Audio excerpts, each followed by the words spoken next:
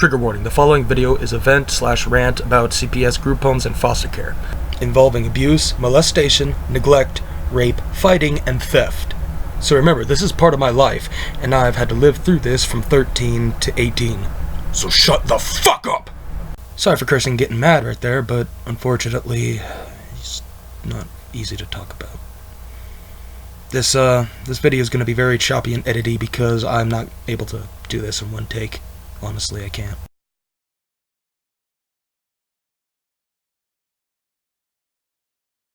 Sunshine Residential Group Homes is where they took me.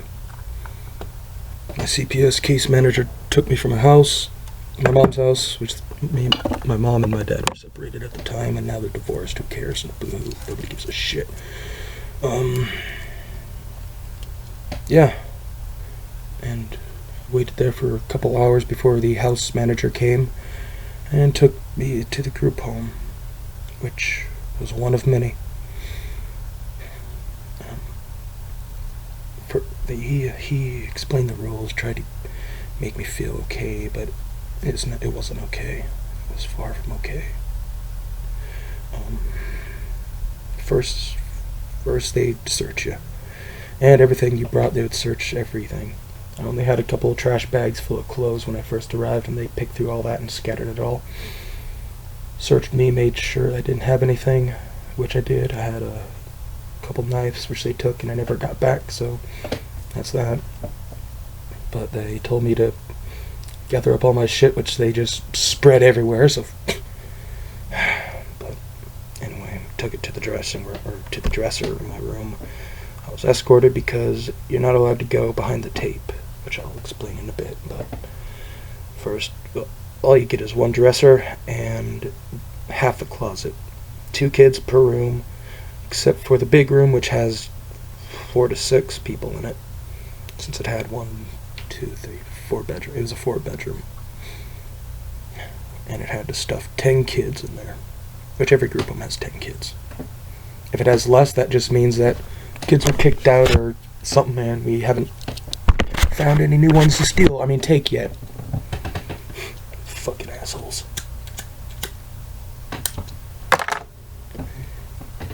But yeah, there's duct tape between the office, which is the first room you enter, and the living room / kitchen. There was also duct tape between the living room and the hallway, which you cannot pass. The hallway going to the bathroom and to the bedrooms. You're not allowed to go past that without permission and supervision. I have no idea if they still do this or not, but the first night you're there in a group home, they throw you a blanket party, which, if you don't know what that is, I'll explain it for you. So when they hold you down with a blanket onto your bed and beat you with tube socks filled with soap, screws, anything they could find, and beat you, and just beat you. And that happened 2 or 3 times, I think. Doesn't matter if you're in the group home before you get transferred. It's the same thing. You still get a blanket party when you show up. Yeah, and also the fridge and the cabinets and all that were locked. The cupboard, all of it, locked with padlocks. And at first I thought it was a personal thing. Like, okay, fat kid shows up and we lock up all the food. Very funny. I soon learned that no, it was serious. Kids would try to sneak food out of there, and they put locks so that you can't. The only thing you can have outside of mealtime, which is obvious, breakfast, lunch, dinner, which you don't have lunch there unless it's weekends. But yeah. The only thing you're allowed to eat or drink is faucet water. Which you should know, the food is pretty terrible if that processed plastic cheese has mold on it. Do I have to say more? It was fucking horrible. That's what it was. The reason the first group home got shut down was because of the night staff and what they were doing to us. It happens in a lot of group homes. Nothing special, but with my childhood, it was a lot to fucking handle again. But it would happen every night. And it wasn't just the night staff that would do it. The elder kids all had urges.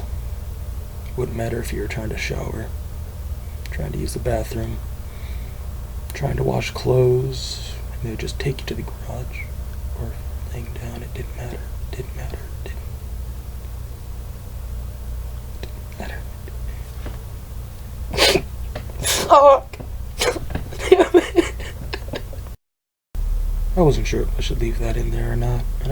I've already recorded this right now. Just this explanation of if I wasn't sure to leave it in or not. I've done this a bunch of times. This is taking forever.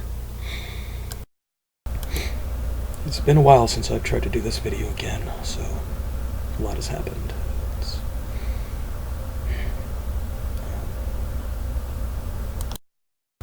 But yeah, the staff and the older kids would take advantage of us. Anyone new, young, didn't matter, just fresh meat.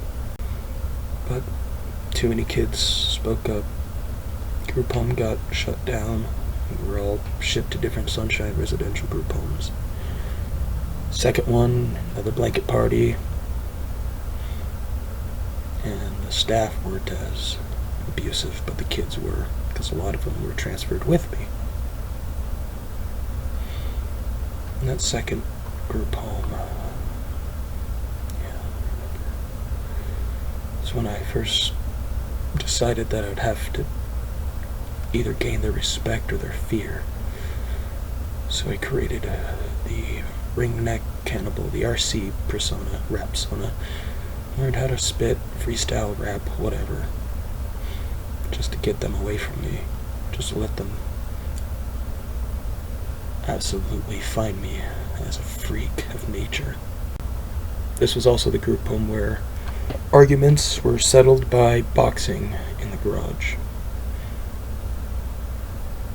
So if we had an argument or anything, they would have us, the manager would stop us, drag us to the garage, he'd duke it out. First blood wins. Or well, the person who bleeds loses. In other words, I never won any of those either because I don't do boxing. I know Taekwondo, which I only do kicks mostly. That's irrelevant information. Except when you think about the fact that my therapist at the time, Kristen, she got me help. Was able to get me out of the house a couple days a week for guitar lessons and Taekwondo. That's how I learned those. Well, the Taekwondo I was in as a kid because my mom would have never finished it. We really don't want to get into that, do we? And, well, something I missed out about the first group home, I think. It was the first one?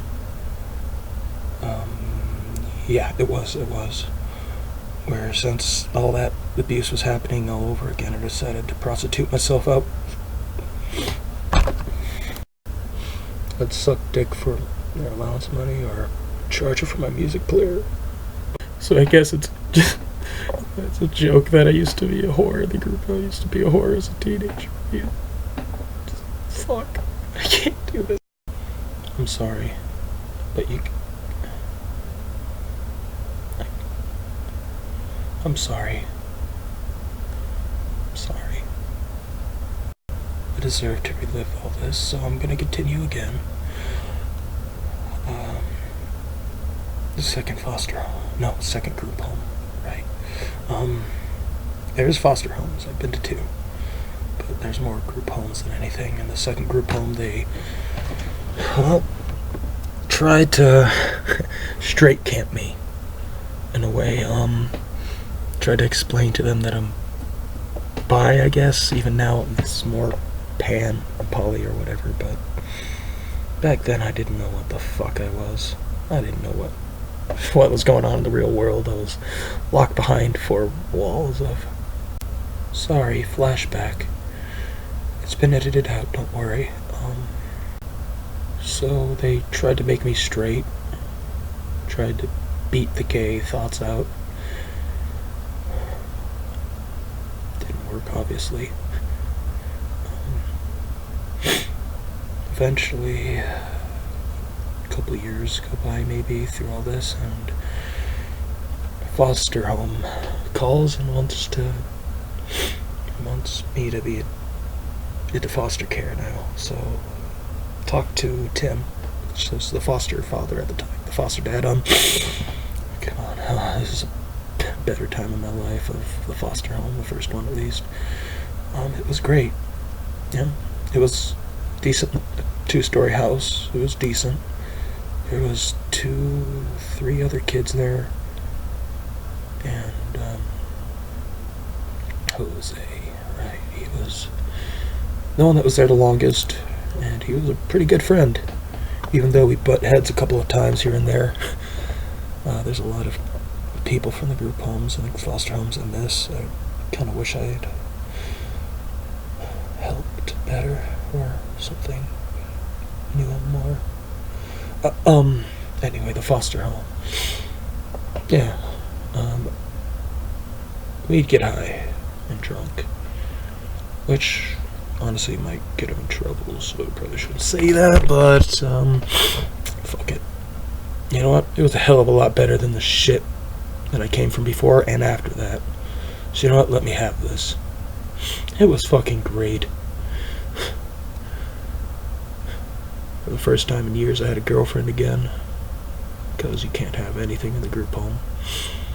No contact with the outside world, no internet, no devices that can help you branch out, no Facebook, no internet, no contact whatsoever.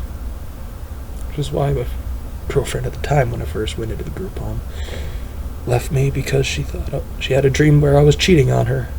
And the truth was, I was getting raped over and over again, just like in my childhood, over and over and over again. Okay,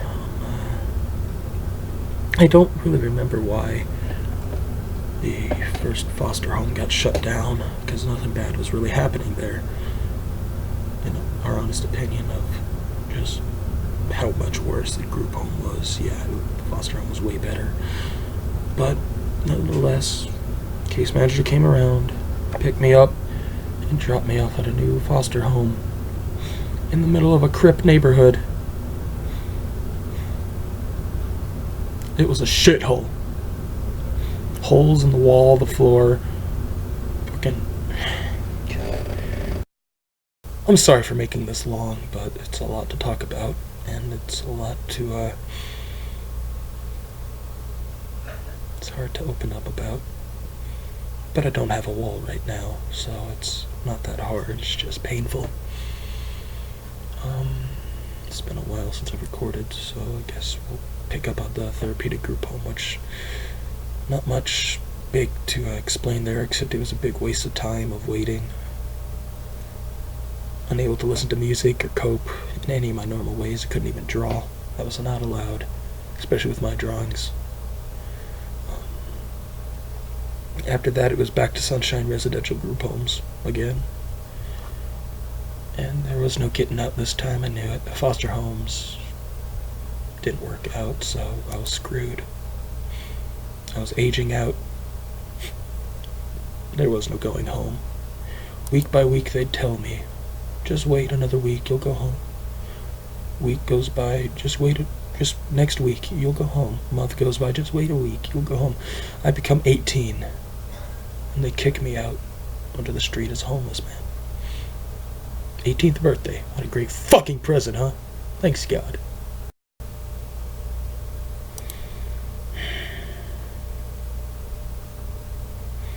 Moral of all this: don't trust CPS. They only stick their nose in where it doesn't belong, and they make things worse.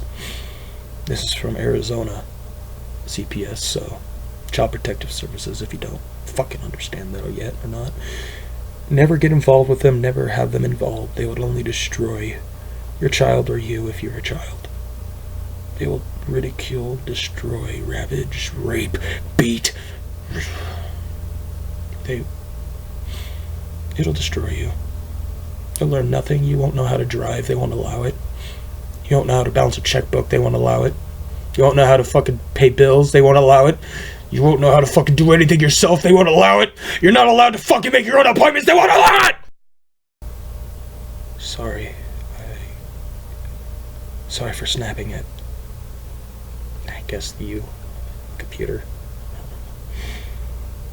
You won't learn anything important for life.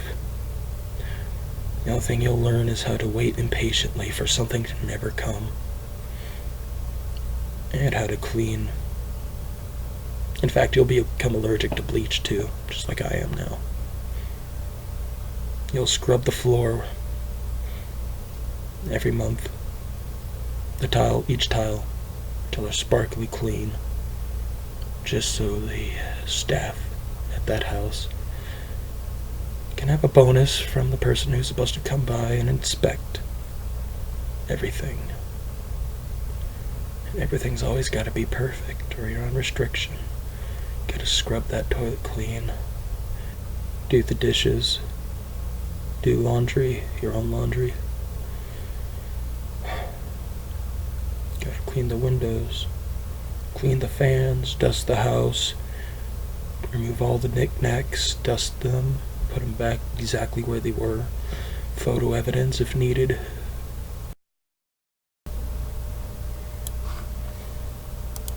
I'm sorry this video is too long, it's boring, and it's shit, I know. Maybe I'll revisit this on a later date, maybe a few years, I don't know. At least when I'm less.